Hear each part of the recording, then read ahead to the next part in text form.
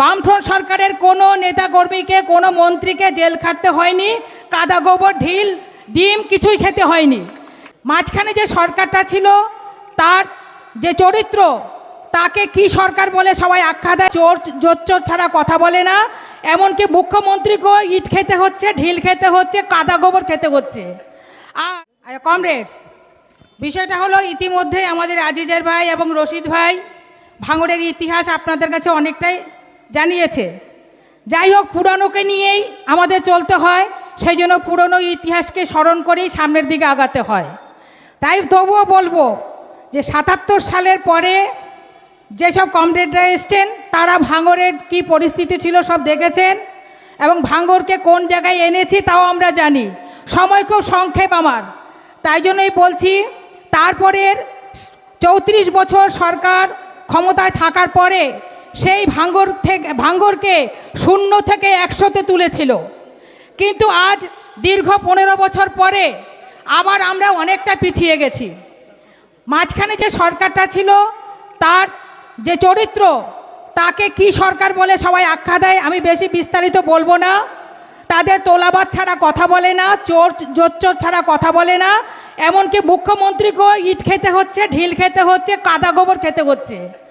আর সরকারে থাকাকালীন আমরা দেখেছি সরকারের কত মন্ত্রীকে জেল খাটতে হয়েছে, কিন্তু ৭৭ থেকে আর ২০১১ পর্যন্ত ৩৪ বছরের শাসনকালে বামফ্রন্ট সরকারের কোনো নেতাকর্মীকে কোনো মন্ত্রীকে জেল খাটতে হয়নি, কাদা গোবর ঢিল ডিম কিছুই খেতে হয়নি। তাহলে সেই জায়গার থেকে এসে আমরা এখন বর্তমানে যেখানে দাঁড়িয়েছি, সেই সরকারটাকে সবাই বলল চোর সরকার। আর আবার সামনে এখন যে সরকারটা চলছে, যার বয়স মাত্র 3 মাস, সেই সরকারটাকে আখ্যা দেওয়া হয়েছে ডাকাতের সরকার। সবথেকে বড় কথা হচ্ছে সাম্প্রদায়িক সরকার।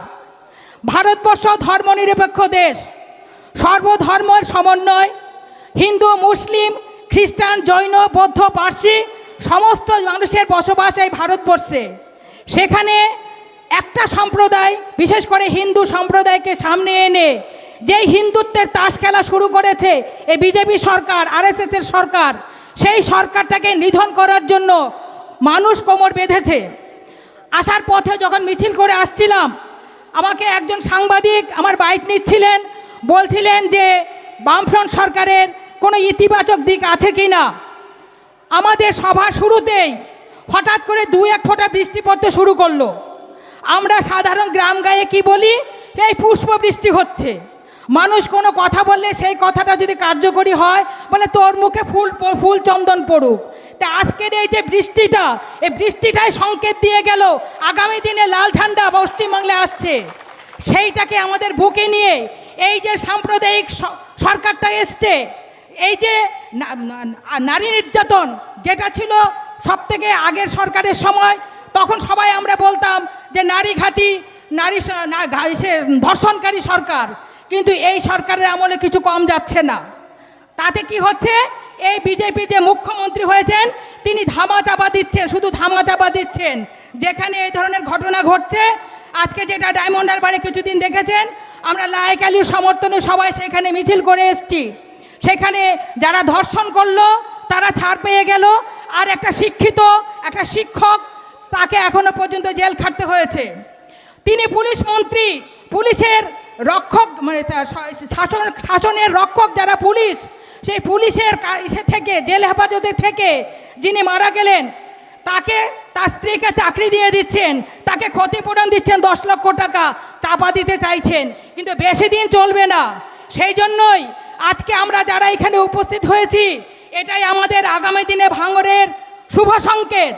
এই সংকেতকে আমাদেরকে হাতিয়ার করতে হবে, লাল ঝান্ডাকে আরও বেশি বেশি করে তুলে ধরে আগামী যে এই যে 5 বছরের সরকার, আশা করছি তার আগেই এর পতন ঘটবে। আর যদি সেটা নাও হয়, আমাদেরকে 5 বছর পরে ধ্বংস করতে হবে, আবার লাল ঝান্ডা সরকারকে প্রতিষ্ঠিত করতে হবে, গরিব মানুষকে প্রতিষ্ঠিত করতে হবে। এই কথা বলে আপনাদের সকলকে শুভকামনা জানিয়ে, সকলের সহযোগিতা কামনা করে আমি আমার কথা এখানে শেষ করছি। ইনকলাব জিন্দাবাদ, সকলকে লাল সালাম। কমরেড